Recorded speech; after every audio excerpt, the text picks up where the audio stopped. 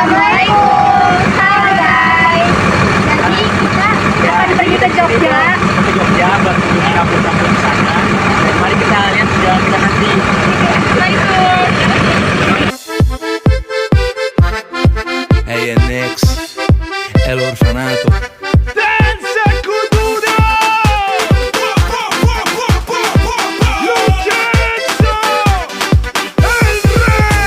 La mano arriba, cintura sola, da media vuelta, danza con duro. No te canses ahora, que esto solo empieza. Mueve la cabeza, danza con duro. La mano arriba, cintura sola, da media vuelta, danza con duro.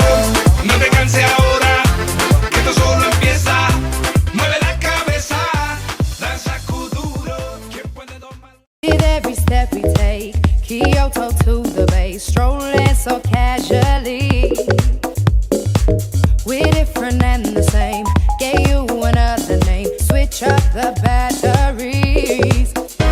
So the FCC won't let me be, or let me be me, so let me see. They try to shut me down on MTV, but it feels so empty without me, so Know with a little hope, you can't shame me when I am with you. There's no place I'd rather be. looks like no time for me, so everybody just follow me, cause we need a little controversy, cause it feels so empty without me. I say, Assalamualaikum warahmatullahi wabarakatuh.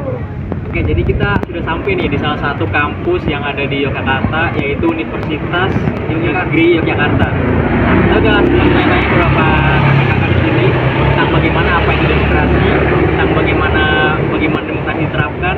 Nah, setelah kita menanyakannya, nantikan bagaimana kelanjutannya.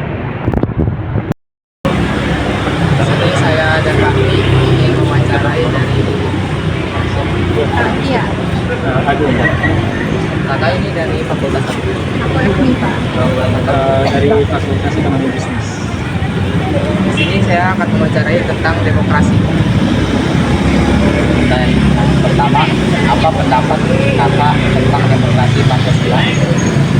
Kalau dari aku sendiri, demokrasi Pancasila itu demokrasi yang melibatkan rakyat dan mengutamakan nilai-nilai Pancasila. Jadi demokrasinya nggak cuma pemerintah aja, tapi juga melibatkan rakyat dalam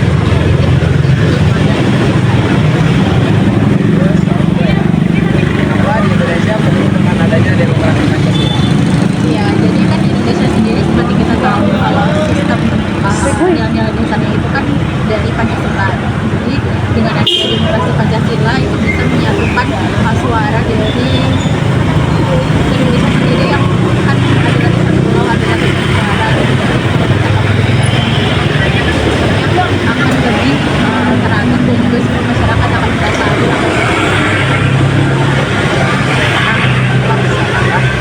Demokrasi di Indonesia akan bisa lebih baik dari yang sebelumnya.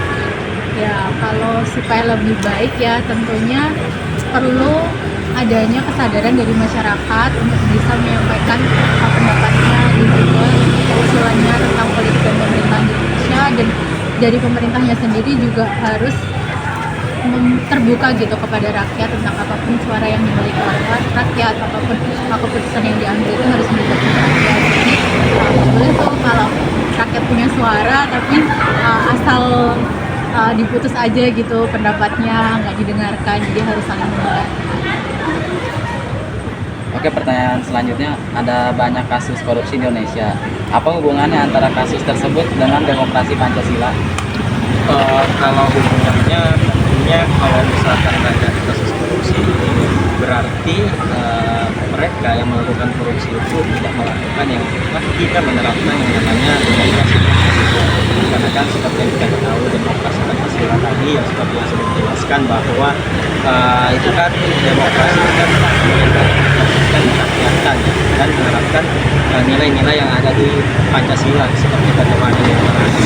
Misalkan dari poin pertama aja, berarti kan dia sudah mengingkari sila yang pertama. Berarti hubungannya ketika banyak kasus korupsi, berarti demokrasi Pancasila ini perlu dipertanyakan implementasinya. Dan selanjutnya, apabila demokrasi mulai bertentangan dengan nilai-nilai Pancasila, bagaimana solusi terbaik untuk mengatasi itu?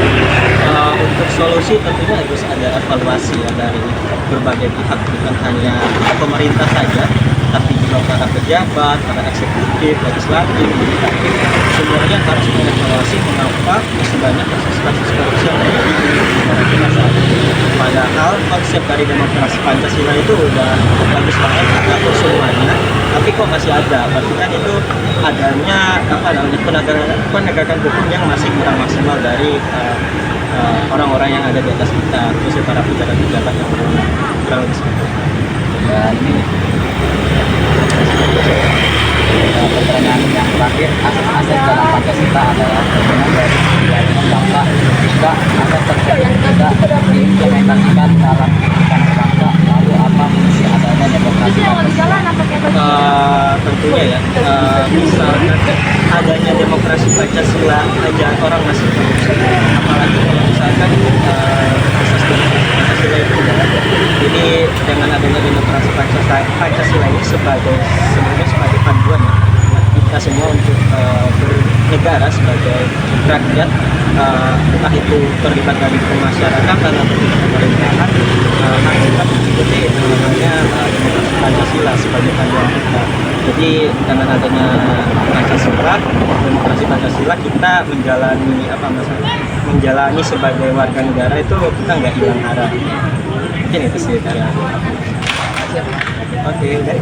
Jadi itu hasil wawancara dari kita. Mungkin itu saja. Assalamualaikum warahmatullahi wabarakatuh. Oke guys, jadi kita tadi habis selesai wawancara kakak-kakaknya ya. Dan sekarang kita udah selesai wawancara kakak-kakaknya dan kita mau pulang sekarang itu. Capek. Ya guys, capek banget. Dadah. Dadah.